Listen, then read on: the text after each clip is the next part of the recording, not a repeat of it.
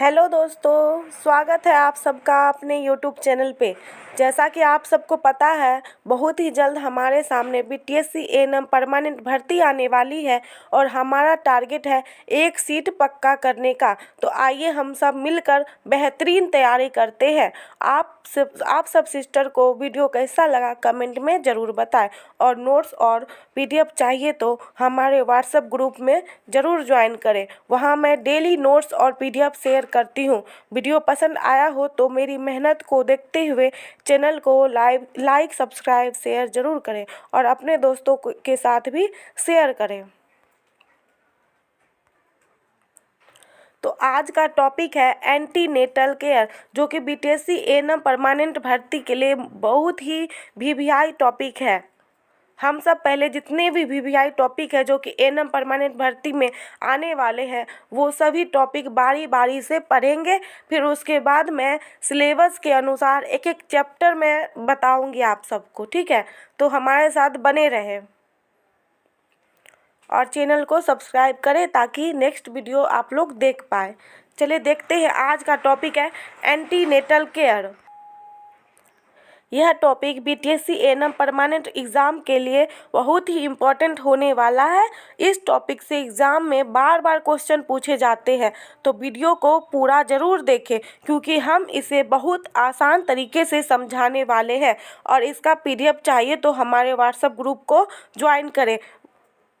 हमारे comment box में पहला जो कमेंट है उसमें हमारा व्हाट्सएप ग्रुप का लिंक है, आप लोग वहाँ से व्हाट्सएप को ज्वाइन करें। चलिए देखते हैं हमारा आज का टॉपिक।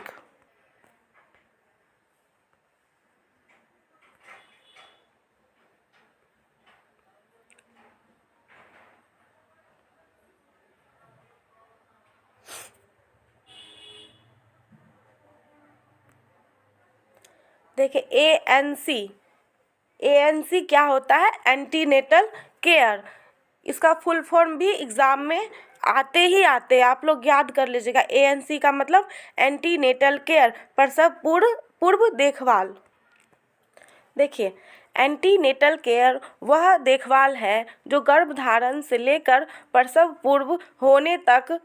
शुरू होने तक गर्भवती महिला और उसके भ्रूण को दी जाती है, ठीक है। तो एंटीनेटल केयर वह देखभाल है जो गर्भधारण से लेकर प्रसव शुरू होने तक गर्भवती महिला और उसके भ्रूण को दी जाती है ताकि माँ स्वस्थ रहे,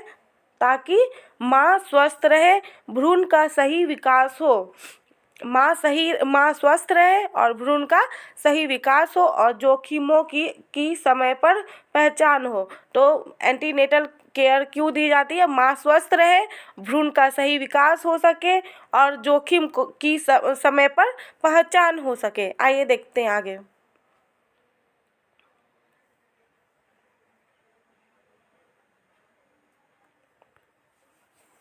देखिए, एएनसी के उद्देश्य। तो एएनसी के उद्देश्य क्या होते हैं? तो फर्स्ट में है गर्भावस्था की पुष्टि करना। तो एएनसी में क्या होता है? गर्भावस्था की पुष्टि होती है। सेकंड में है माँ और भ्रूण के स्वास्थ्य की निगरानी होती है। तो एएनसी में क्या क्या होती है? गर्भावस्था की पुष्टि होती है और माँ और भ्रूण के स्वास्थ्य की निगरानी होती है। थर्ड में है उच्च जोखिम गर्भावस्था की पहचान होती है। तो उच्च जोखिम गर्भावस्था की पहचान होती है, जो हाई रिस्क प्रेगनेंसी होती है तो उसकी पहचान भी एएनसी के दौरान हो जाती है, ठीक है। फोर्थ में है जटिलताओं की रोकथाम। तो जटिलताओं की रोकथाम, क्या क्या प्रॉब्लम होती है तो उसकी रोकथाम भी हम एएनसी के दौरान कर सकते हैं। चलिए नेक्स्ट देखते हैं एएनसी का कौन सा उद्देश्य होता है। तो पोषण, टीकाकरण व दवाएं देना। तो एएनसी में क्या क्या होती है? पोषण हो जाती है, टीकाकरण और दवाएं भी दी जाती है। चलिए नेक्स्ट देखते हैं सुरक्षित प्रसव की तैयारी। तो एएनसी में क्या क्या होती है? ये सब होती है और सुरक्षित प्रसव की तैयारी होती है। उसके बाद है मातृ व शिशु मृत्यु दर कम करना। तो एएनसी का ये तो मुख्य उद्देश्य है, मातृ व शिशु मृत्यु दर को कम करने का। चलिए आगे देखते हैं।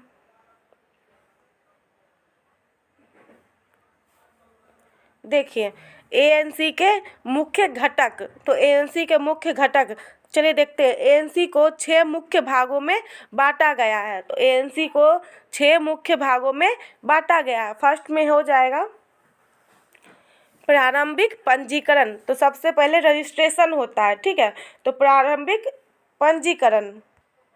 उसके बाद है एएनसी विजिट यानी कि जांच, तो एएनसी विजिट। उसके बाद है शारीरिक परीक्षण, तो उसके बाद होती है शारीरिक परीक्षण। उसके बाद होता है प्रयोगशाला जांच मतलब लैब, जिसमें ब्लड जांच आ जाता है, ठीक है। उसके बाद है दवाएं व टीकाकरण, तो दवाएं आयरन, फॉलिक एसिड, कैल्शियम जो दी जाती है, और टीकाकरण जैसे टीडी दिया जाता है, ठीक है। उसके बाद है स्वास्थ्य शिक्षा व परामर्श, उसमें स्वास्थ्य शिक्षा और परामर्श मतलब कि एडवाइस दी जाती है, ठीक है। क्या खाना है, क्या पीना है, कैसे रहना है, कैसे सोना है, यही सब। चलिए नेक्स्ट देखते हैं।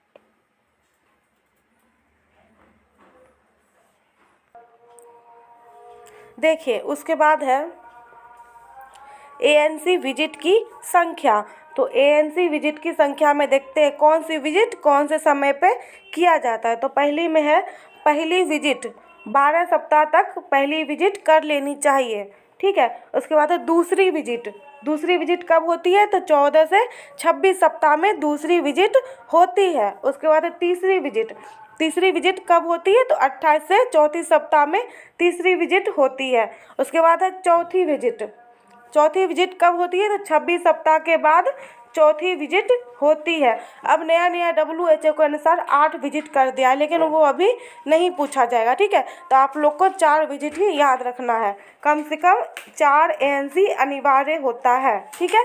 आगे देखते हैं।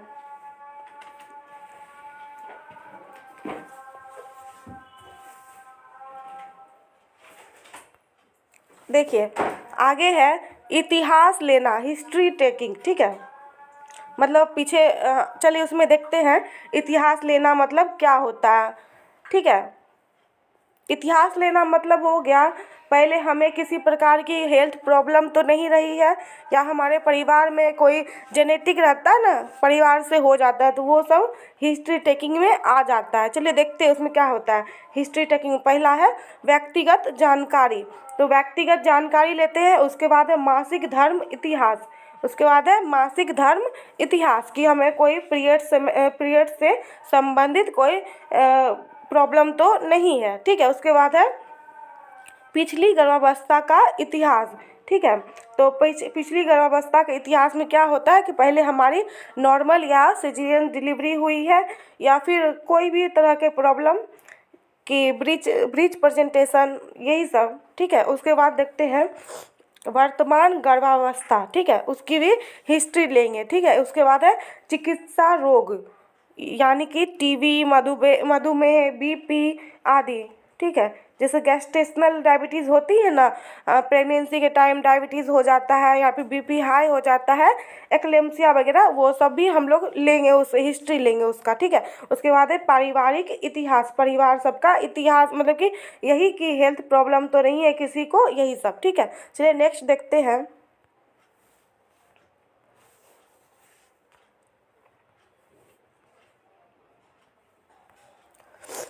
नेक्स्ट है टीकाकरण, इम्यूनाइजेशन, ठीक है। टीकाकरण मतलब टीटी या टीडी, पहले टीटी दिया जाता है, टीटी मतलब टेटनस टॉक्साइड, ठीक है, टेटनस टॉक्साइड।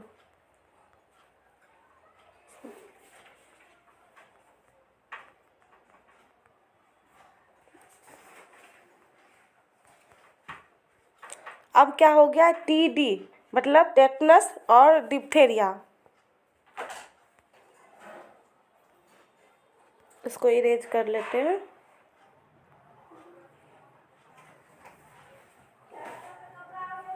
हाँ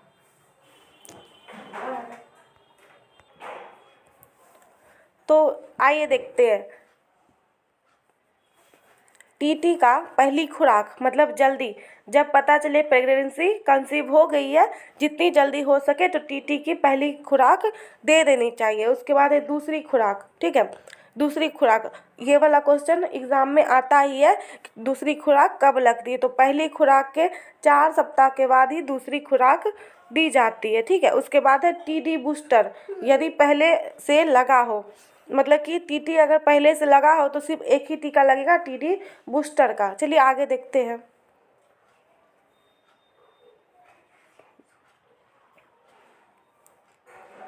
देखिए दवाएं, दवाएं और या उसको इंग्लिश में क्या कहते हैं, सप्लीमेंटेशन, ठीक है। तो उसमें क्या क्या दी जाती है, आयरन फॉलिक एसिड, ठीक है। Iron folic acid, iron folic acid में क्या होता है, एक टैबलेट रोज, आयरन फॉलिक एसिड का एक टैबलेट रोज 180 दिन गर्भावस्था में, तो 180 दिन गर्भावस्था में दी जाती है। आगे देखते हैं। वैसे तो 100 दिन तक ही खानी चाहिए, जिसमें आयरन की बहुत कमी है उसे आगे भी दी जाती है। नेक्स्ट देखते हैं। नेक्स्ट है कैल्शियम।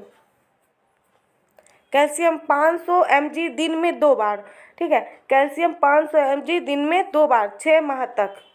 उसके बाद है डीवॉर्मिंग, डीवॉर्मिंग मतलब कीड़ा मारने वाली दवा, एल्बेंडाजोल 14 सप्ताह के बाद। एल्बेंडाजोल कब दी जाती है, 14 सप्ताह के बाद। अब चलिए नेक्स्ट देखते हैं।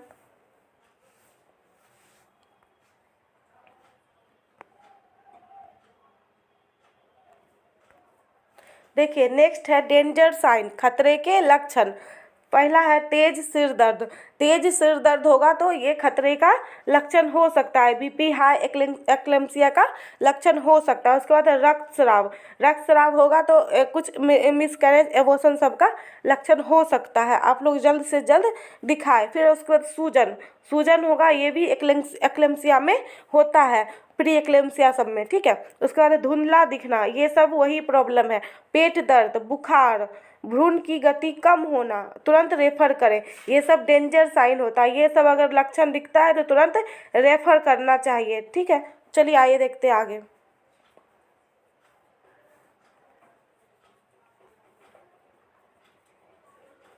देखिए उच्च जोखिम गर्भावस्था, हाई रिस्क प्रेगनेंसी जिसको कहते हैं, इसका उदाहरण कौन कौन सा है। देखिए उसका उदाहरण है हीमोग्लोबिन 7 ग्राम से कम होना, 7 ग्राम से कम होगा हीमोग्लोबिन तो उच्च जोखिम गर्भावस्था में हो सकती है। एनीमिया, एनेमिक पेशेंट वो हो सकती है, ठीक है। तो उसको ब्लड चढ़ाने की ज़रूरत पड़ सकती है। उसके बाद है बीपी, बीपी 140/90 से ज़्यादा होना, तो ये एक्लेम्सिया में आ जाएगा, उच्च जोखिम गर्भावस्था, ठीक है। उसके बाद हो जाएगा उम्र 18 वर्ष से कम और 35 वर्ष से अधिक, ठीक है। इसमें भी हाई रिस्क प्रेगनेंसी हो सकती है, बार बार इसमें हो जाएगा गर्भपात, ठीक है, या फिर मल्टीपल प्रेगनेंसी। उसके बाद जुड़वा गर्भ, जुड़वा गर्भ ट्विंस प्रेगनेंसी या मल्टीपल प्रेगनेंसी, ठीक है। चलिए आगे देखते हैं। देखिए अब क्या है, परीक्षा के लिए एक line revision important, most important है ये परीक्षा के लिए, एग्जाम के लिए, ठीक है। तो है एएनसी गर्भावस्था पूर्व देखभाल, एएनसी मतलब एंटीनेटल केयर, गर्भावस्था पूर्व देखभाल, प्रसव पूर्व देखभाल कह सकते हैं। उसके बाद 4 एएनसी विजिट अनिवार्य, कितनी एएनसी विजिट करनी चाहिए, तो 4 एएनसी विजिट अनिवार्य होता है। पहली विजिट 12 सप्ताह तक, पहली विजिट 12 सप्ताह तक, यानी कि फर्स्ट ट्राइमेस्टर में पहली विजिट की जानी चाहिए। फिर उसके बाद टीटी या टीडी टीका जरूरी है, तो टीटी या टीडी टीका जरूरी है। उसके बाद है आईएफए टेबलेट 180 दिन तक, ठीक है। ये सब मोस्ट बीपीआई है, याद रखिएगा। आइए नेक्स्ट देखते हैं।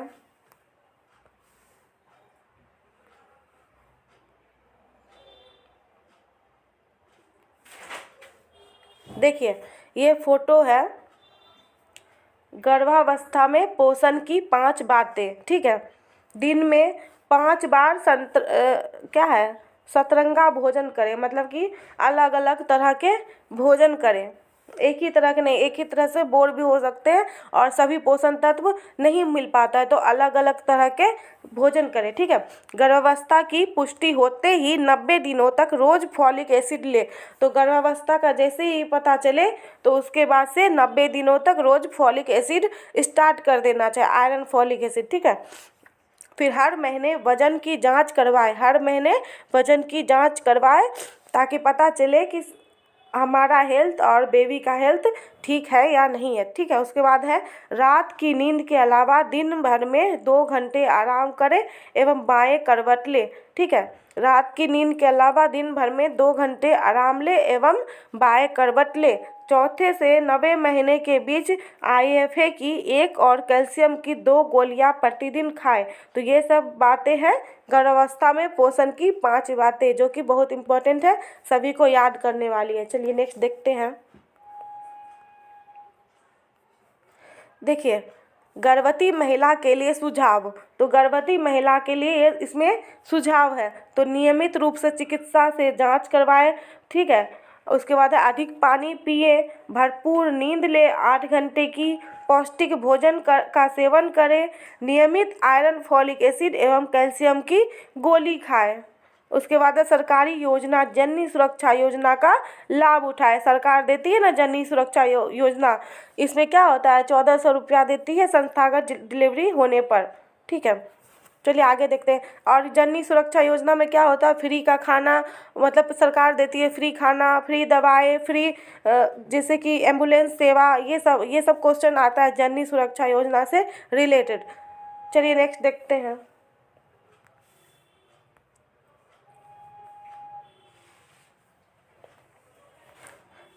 देखिए नेक्स्ट है गर्भावस्था में आहार क्या खाए और क्या ना खाए, ये सब आप लोग देख लीजिएगा। जैसे कि देखिए क्या खाना चाहिए, तो फलों का सेवन करना चाहिए, सब्जियों का सेवन करना चाहिए, दूध उत्पाद सब डेयरी प्रोडक्ट का सेवन करना चाहिए, साबुत अनाज खाना चाहिए ताकि कॉन्स्टिपेशन ना हो। उस टाइम पे कॉन्स्टिपेशन बहुत ही आम बात हो जाती है, इस वजह से ये साबुत अनाज खाना चाहिए। नट्स और बीज खाना चाहिए ताकि विटामिन एंड मिनरल्स मिले। ठीक है, उसके बाद बीन्स और दाल खानी चाहिए, प्रोटीन और मिनरल्स खानी चाहिए और अधिक पानी पीनी चाहिए।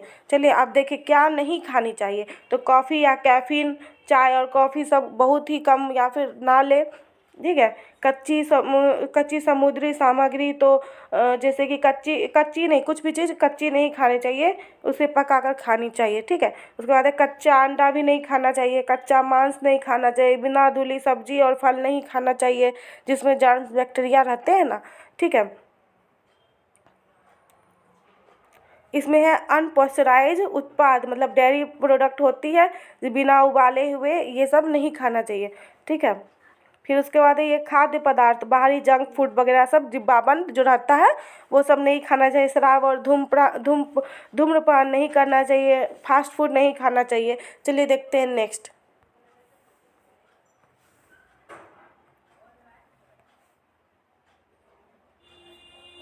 देखिए एग्ज़ाम से मतलब एग्ज़ाम के लिए बहुत ही इम्पोर्टेंट MCQs है, ये सब आप लोग देख लीजिएगा, जो कि परमानेंट ANM भर्ती में आने ही वाले हैं। इससे तो दो और 3 नंबर जो है ना रख ही लीजिए आप। ठीक है, चलिए देखते हैं हमारा फर्स्ट क्वेश्चन। देखिए फर्स्ट क्वेश्चन है ANC का पूर्ण रूप क्या है। तो ANC का पूर्ण रूप क्या होता है, तो आप लोग को बताए थे हम ANC, मतलब ANC का फुल फॉर्म क्या होता है। आइए देखते हैं। ऑप्शन क्या है, after nursing care, after nursing care, second में है एंटीनेटल केयर, थर्ड है एडवांस्ड नर्सिंग केयर, फोर्थ है एंटीनेटल चेकअप। तो ANC का फुल फॉर्म क्या होता है, तो एंटीनेटल केयर होता है ANC का फुल फॉर्म। चलिए नेक्स्ट देखते हैं।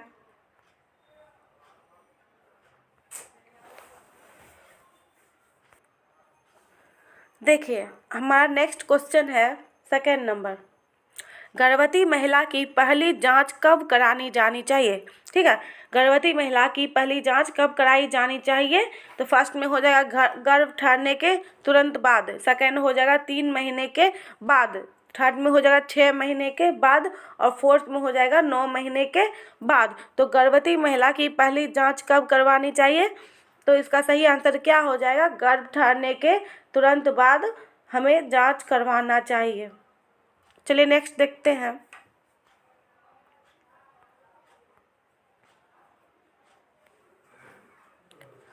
हमारा नेक्स्ट क्वेश्चन है थर्ड नंबर,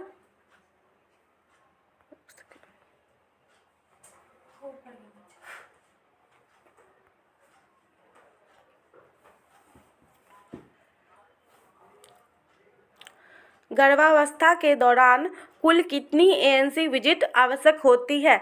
तो ये भी बहुत ही इम्पोर्टेंट है, ये एग्ज़ाम में आता ही आता है, आप लोग याद रखिएगा। गर्भावस्था के दौरान कुल कितनी ANC विजिट आवश्यक होती है, ठीक है। फर्स्ट में है 2, सेकेंड है 3 और सी है 4 या अधिक और डी है 6। तो इसका सही आंसर क्या हो जाएगा? गर्भावस्था के दौरान कुल कितनी ANC विजिट आवश्यक होती है? इसका सही आंसर हो जाएगा 4 या अधिक, यानी कि सी नंबर का सही हो जाएगा। चलिए नेक्स्ट देखते हैं। देखिए 4th नंबर का है क्वेश्चन, पहली ANC विजिट किस महीने में होनी चाहिए? तो पहली ANC विजिट किस महीने में होनी चाहिए? फर्स्ट ऑप्शन हो जाएगा पहली तिमाही में, सेकेंड दूसरी तिमाही में, थर्ड तीसरी तिमाही में और फोर्थ प्रसव के बाद। तो पहली ANC विजिट किस महीने में होनी चाहिए?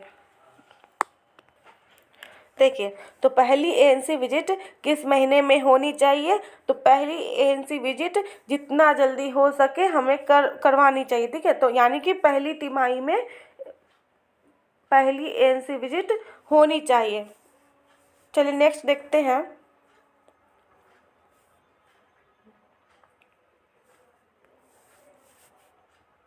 हमारा 5 नंबर का क्वेश्चन है, दूसरी ANC विजिट कब की जाती है? तो दूसरी ANC विजिट कब की जाती है? फर्स्ट ऑप्शन है 4 से 6 महीने में। आइए नेक्स्ट देखते हैं।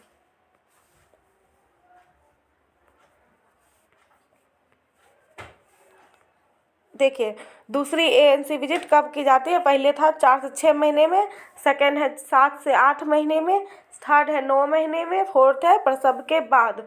तो ये सब ऑप्शन तो नहीं हो जाएगा, इसका सही आंसर क्या होगा?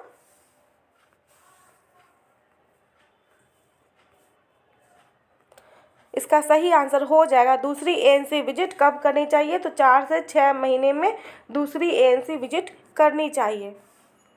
चलिए नेक्स्ट देखते हैं। देखिए नेक्स्ट क्या है? 6 नंबर का क्वेश्चन, तीसरी ANC विजिट कब की जाती है? तो तीसरी ANC विजिट कब की जाती है? 6 से 7 महीने में, 8 महीने में, 9 महीने में और प्रसव के बाद। तो तीसरी ANC विजिट कब की जाती है? तो इसका सही आंसर हो जाएगा 8 महीने में। 8 महीने में तीसरी ANC विजिट की जाती है। चलिए नेक्स्ट देखते हैं। देखिए 7 नंबर का क्वेश्चन क्या है? ANC के दौरान रक्तचाप की जांच क्यों की जाती है? तो ANC के दौरान रक्तचाप की यानी कि BP की जांच क्यों की जाती है? तो एनीमिया पता करने के लिए। तो एनीमिया पता करने के लिए तो हीमोग्लोबिन की जांच होती है। तो आइए देखते हैं, प्रीक्लेम्सिया का पता लगाने के लिए। उसके बाद है वजन बढ़ने के लिए। फोर्थ में हो जाएगा भ्रूण की स्थिति को जानने के लिए। तो भ्रूण की स्थिति जानने के लिए तो रक्तचाप की नहीं होती है, वजन बढ़ने ये भी नहीं होगी। इसका सही आंसर क्या होगा? ये बी नंबर का, प्रीक्लेम्सिया का पता लगाने के लिए ANC के दौरान BP की जांच होती है। चलिए आगे देखते हैं। 8 नंबर का क्वेश्चन है, गर्भवती महिला का सामान्य हीमोग्लोबिन स्तर कितना होना चाहिए? तो गर्भवती महिला का सामान्य हीमोग्लोबिन स्तर कितना होना चाहिए? तो पहला हो जाएगा 8 ग्राम पर DL, 10 ग्राम पर DL, 11 ग्राम पर DL या उससे अधिक और 12 ग्राम पर DL। तो गर्भवती महिला का सामान्य हीमोग्लोबिन स्तर कितना होना चाहिए? इसका सही आंसर हो जाएगा 11 ग्राम पर DL या उससे अधिक। चलिए नेक्स्ट देखते हैं।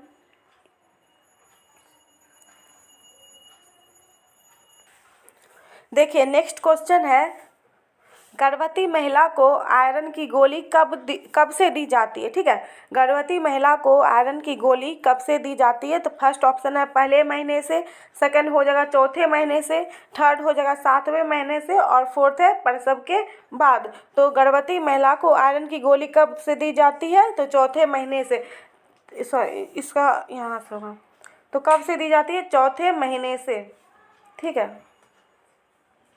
गर्भवती महिला को आयरन की गोली कब से दी जाती है? तो चौथे महीने से, क्योंकि 3 महीने तक हार्मोन ऊपर नीचे होते रहता है, जिसके कारण वॉमिटिंग सब होती रहती है। इस वजह से उसके चौथे महीने से दी जाती है। चलिए नेक्स्ट देखते हैं।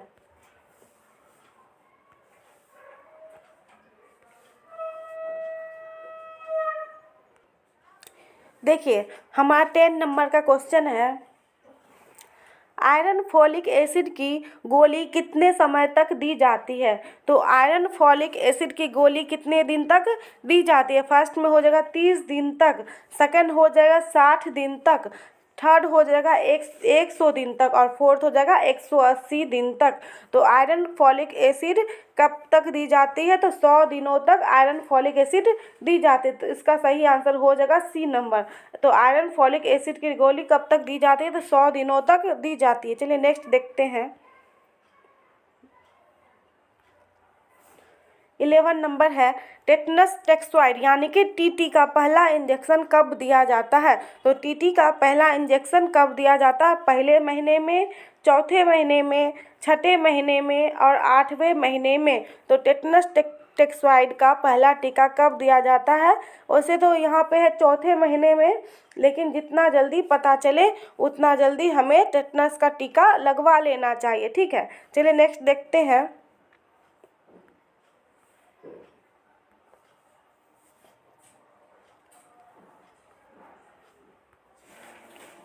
12 नंबर का क्वेश्चन है, टीटी का दूसरा इंजेक्शन पहले के कितने सप्ताह बाद दिया जाता है। ये क्वेश्चन मोस्ट वीवीआई है, एग्जाम में आया था इस बार संविदा के एग्जाम में। ठीक है, टीटी का दूसरा इंजेक्शन पहले के कितने सप्ताह बाद दिया जाता है। फर्स्ट ऑप्शन है 2 सप्ताह बाद, 4 सप्ताह बाद, 6 सप्ताह बाद और 8 सप्ताह बाद। तो टीटी का दूसरा इंजेक्शन पहले के कितने सप्ताह बाद दिया जाता है। तो इसका सही आंसर हो जाएगा, टीटी का दूसरा इंजेक्शन पहले के 4 सप्ताह बाद दिया जाता है। ठीक है, उसके बाद नेक्स्ट चलते हैं।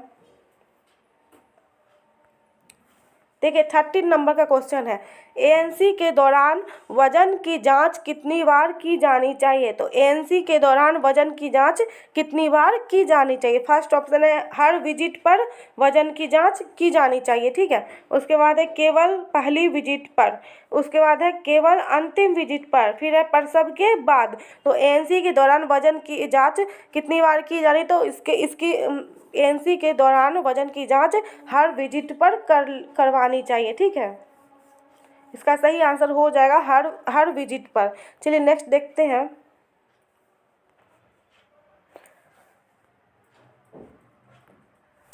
चलिए नेक्स्ट देखते हैं 14 नंबर, गर्भावस्था के दौरान सामान्य वजन वृद्धि कितनी होती है। ये भी वीवीआई है। ठीक है, गर्भावस्था के दौरान सामान्य वजन वृद्धि कितनी होती है। फर्स्ट ऑप्शन है 5 से 6 kg, सेकेंड है 8 से 10 kg, थर्ड है 10 से 12 kg। उसके बाद नेक्स्ट देखते हैं।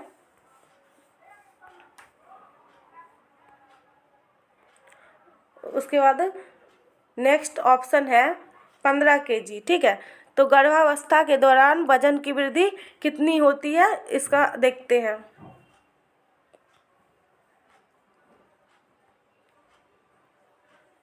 देखिए गर्भावस्था के दौरान सामान्य वजन की वृद्धि 10 से 12 kg होती है। इसका सही आंसर हो जाएगा 10 से 12 kg। चलिए नेक्स्ट देखते हैं।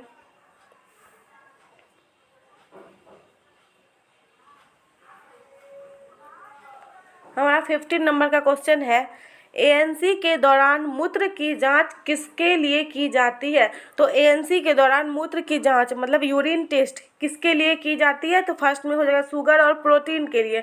ठीक है, मतलब टेस्ट करने के लिए, और फिर उसके बाद कैल्शियम के लिए, उसके बाद विटामिन के लिए, उसके बाद हीमोग्लोबिन के लिए। देखिए हीमोग्लोबिन का तो ब्लड टेस्ट से होता है, विटामिन कैल्शियम ये सब भी ब्लड टेस्ट में ही आ जाता है। तो ये शुगर और प्रोटीन का टेस्ट यूरिन टेस्ट से होता है।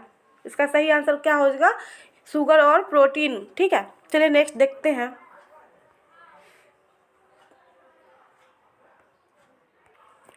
देखिए हमारा नेक्स्ट क्वेश्चन है, गर्भवती महिला को कैल्शियम की गोली कब से दी जाती है। तो गर्भवती महिला को कैल्शियम की गोली कब से दी जाती है। फर्स्ट में है पहले महीने से, सेकंड है चौथे महीने से, थर्ड है छठे महीने से, फोर्थ है प्रसव के बाद। तो गर्भवती महिला को कैल्शियम की गोली कब से दी जाती है। तो इसका सही आंसर हो जाएगा चौथे महीने से। देखिए कोई भी टेबलेट सब जो है ना वो तीसरे महीने के बाद से यानी कि चौथे महीने से स्टार्ट करनी चाहिए, क्योंकि तीसरे महीने में हार्मोन ऊपर नीचे होते रहता है, जिसके कारण वोमिटिंग और मॉर्निंग सिकनेस वगैरह सब होती है। इस वजह से उसे चौथे महीने से स्टार्ट करना चाहिए। चलिए नेक्स्ट देखते हैं।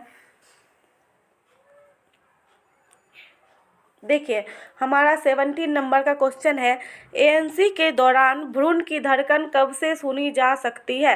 तो एएनसी के दौरान भ्रूण की धड़कन कब से सुनी जा सकती है? फर्स्ट ऑप्शन हो जाएगा 8 सप्ताह, 12 सप्ताह, 20 सप्ताह और 24 सप्ताह। तो एएनसी के दौरान भ्रूण की धड़कन कब से सुनी जा सकती है? तो इसका सही आंसर हो जाएगा 12 सप्ताह। 12 सप्ताह में हम भ्रूण की धड़कन को सुन सकते हैं। चलिए नेक्स्ट देखते हैं।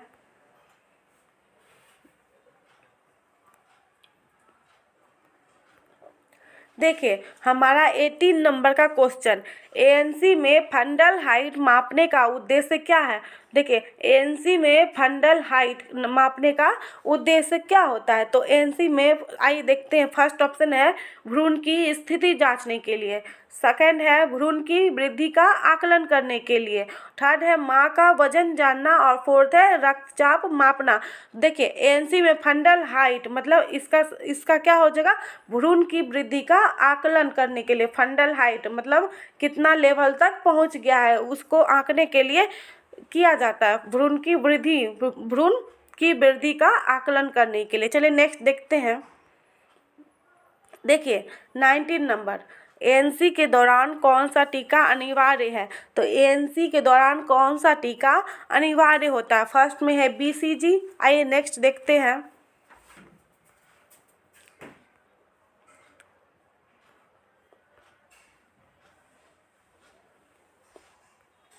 देखिए उसके बाद हो जाएगा टीटी, उसके बाद डीपीटी और उसके बाद ओपीवी। एएनसी के दौरान कौन सा टीका अनिवार्य होता है? देखिए बीसीजी, डीपीटी, ओपीवी ये सब तो बच्चे को दिया जाता है जन्म के बाद। ये सब बीसीजी और ओपीवी दिया जाता है और डीपीटी 6, 10 और 14 सप्ताह में दिया जाता है। तो एएनसी के दौरान कौन सा टीका अनिवार्य होता है? तो ये टीटी हो जाएगा। टीटी टीका अनिवार्य होता है। आइए नेक्स्ट देखते हैं।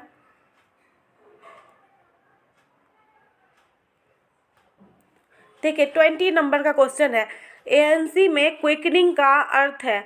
तो एएनसी में क्विकनिंग का क्या अर्थ होता है? फर्स्ट में हो जाएगा भ्रूण की पहली हलचल महसूस करना, सेकंड हो जाएगा प्रसव शुरू होना, ठीक है, थर्ड में हो जाएगा भ्रूण की मृत्यु, फोर्थ में हो जाएगा भ्रूण का सिर नीचे आना। तो एएनसी में क्विकनिंग का क्या अर्थ है? ये बहुत ही वीवीआई क्वेश्चन है, याद कर लीजिएगा, ठीक है। एएनसी में क्विकनिंग का अर्थ होता है भ्रूण की पहली हलचल महसूस करना। भ्रूण की पहली हलचल को महसूस करना क्विकनिंग कहलाता है। चलिए आइए देखते हैं नेक्स्ट।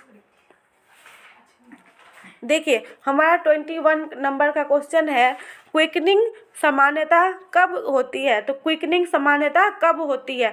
आइए देखते हैं। 8 सप्ताह में, 12 सप्ताह में, 16 से 20 सप्ताह में और 24 सप्ताह में, ठीक है। तो ये भी बहुत ही वीवीआई है, ये याद कर लीजिएगा।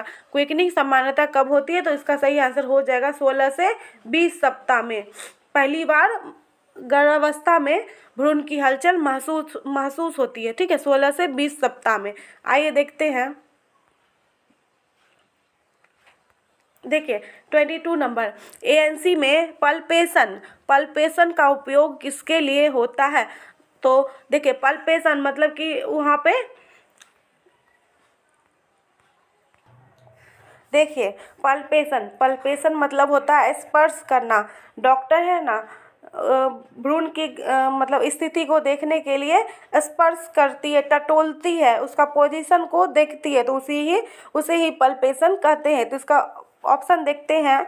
भ्रूण की स्थिति जांचने के लिए, बी में है रक्तचाप मापने के लिए, सी में हो जाएगा वजन मापने के लिए और डी में हो जाएगा मूत्र के जांच के लिए। देखें एएनसी में पल्पेशन का उपयोग किसके लिए होता है? तो भ्रूण की स्थिति को जांचने के लिए पल्पेशन का उपयोग करते हैं, ठीक है। अपने हाथों से स्पर्श करके भ्रूण की स्थिति का जांच करते हैं। चलिए नेक्स्ट देखते हैं।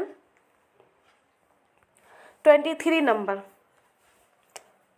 एएनसी में लेओपोल्ड मैन्यूअर, ठीक है, लेओपोल्ड मैन्यूअर का उपयोग किया जाता है। तो एएनसी में लेओपोल्ड मैन्यूअर का उपयोग किस लिए किया जाता है, पहले देखते हैं लेओपोल्ड मैन्यूअर क्या होता है।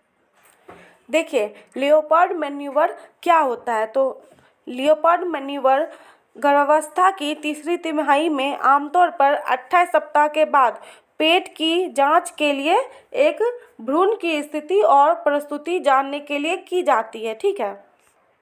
देखिए लियोपोल्ड मैन्यूवर क्यों किया जाता है, तो ये डॉक्टर या दाई द्वारा भ्रूण की स्थिति यानी कि पोजीशन और प्रेजेंटेशन और जुड़ाव यानी कि इंगेजमेंट का पता लगाने के लिए किया जाता है, ठीक है, जिससे यह निर्धारित हो सके कि प्रसव सामान्य होगा या सिजेरियन आवश्यक है, ठीक है। तो ये पता लगाने के लिए किया जाता है कि प्रसव नॉर्मल डिलीवरी होगी या सिजेरियन होगी। आइए देखते हैं इसका ऑप्शन।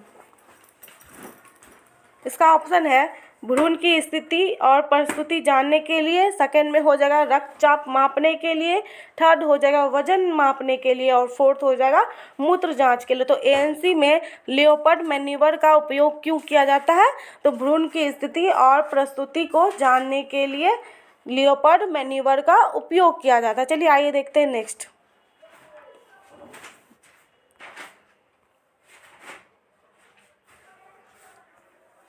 देखिए नेक्स्ट है 24 नंबर का क्वेश्चन। एएनसी में एनीमिया का पता लगाने के लिए कौन सी जांच की जाती है। तो एएनसी में एनीमिया की पता लगाने के लिए कौन सी जांच की जाती है। फर्स्ट में है मूत्र जांच, सेकंड हो जाएगा रक्त जांच, थर्ड हो जाएगा एक्सरे और फोर्थ हो जाएगा अल्ट्रासाउंड। तो एनीमिया का पता लगाने के लिए कौन सी जाँच होती है, तो ब्लड टेस्ट यानी कि रक्त जाँच, ठीक है, इस जिसमें कि हीमोग्लोबिन का पता चलता है। चलिए नेक्स्ट देखते हैं। 25 नंबर का क्वेश्चन है एएनसी में एडिमा का मतलब है क्या होता है, ठीक है। एडिमा, इसका ऑप्शन देखते हैं उल्टी, सूजन, सिर दर्द और कमजोरी। तो एडिमा मतलब क्या होता है, तो सूजन, याद रखिएगा। एएनसी में एडिमा का मतलब क्या होता है, तो सूजन। ये प्री एक्लेम्सिया में होता है। चलिए आगे देखते हैं। 26 नंबर का क्वेश्चन है एएनसी में प्री एक्लेम्सिया का मुख्य लक्षण है। तो एएनसी में प्री एक्लेम्सिया का मुख्य लक्षण क्या है, आइए देखते हैं। फर्स्ट ऑप्शन है उच्च रक्तचाप यानी कि हाई ब्लड प्रेशर, उसके बाद कम रक्तचाप लो ब्लड प्रेशर, उसके बाद है उल्टी, उसके बाद है बुखार। तो एएनसी में प्री एक्लेम्सिया का मुख्य लक्षण क्या होता है, हाई बीपी यानी कि उच्च रक्तचाप। चलिए नेक्स्ट देखते हैं। 27 नंबर का क्वेश्चन है एएनसी में अल्ट्रासाउंड का उपयोग किसके लिए किया जाता है। तो एएनसी में अल्ट्रासाउंड का उपयोग किसके लिए किया जाता है, हमारा फर्स्ट ऑप्शन है भ्रूण की स्थिति और विकास के लिए, सेकंड है रक्त जांच के लिए, थर्ड है मूत्र जांच के लिए, फोर्थ है वजन मापने के लिए। देखिए एएनसी में अल्ट्रासाउंड का उपयोग किसके लिए किया जाता है, तो भ्रूण की स्थिति और विकास को देखने के लिए, यानी कि हमारा फर्स्ट ऑप्शन सही हो जाएगा। आइए हमारा नेक्स्ट क्वेश्चन देखते हैं। 28 नंबर का क्वेश्चन है, देखिए एएनसी में ड्यू डेट मतलब ईडीडी कहते हैं जिसको, ठीक है, निकालने के लिए कौन सा नियम का प्रयोग होता है। ड्यू डेट मतलब कि EDD expected date of delivery, ठीक है, तो उसको निकालने के लिए कौन सा नियम का प्रयोग होता है, ये भी बीबीआई है, याद रखिएगा, ठीक है। फर्स्ट में हो जाएगा नाइगेल्स नियम, सेकंड हो जाएगा न्यूटन नियम, थर्ड हो जाएगा पास्कल नियम, फोर्थ देखते हैं।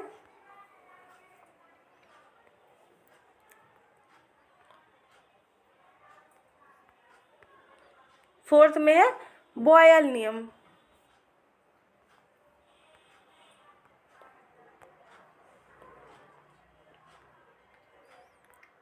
देखिए एएनसी में ईडीडी निकालने के लिए कौन सा नियम का प्रयोग होता है, तो इसका सही आंसर हो जाएगा नाइगेल्स नियम यानी कि निगेल्स का नियम, ठीक है, याद रखिएगा। आगे देखते हैं।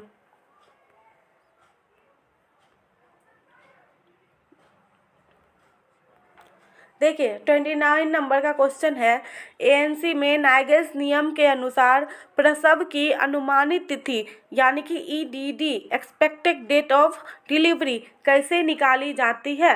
तो इसका ऑप्शन है अंतिम मासिक धर्म की तिथि से में 7 दिन जोड़कर 9 महीना घटाना। ये तो नहीं होगा, ठीक है, सॉरी, ये तो हम लोग देखते हैं आगे।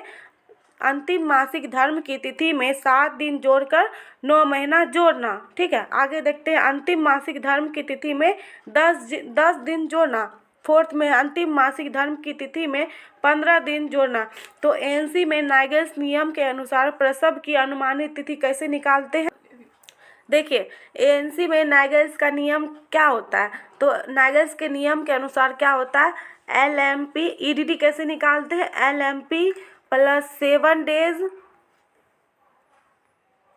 प्लस 9 मंथ, ठीक है।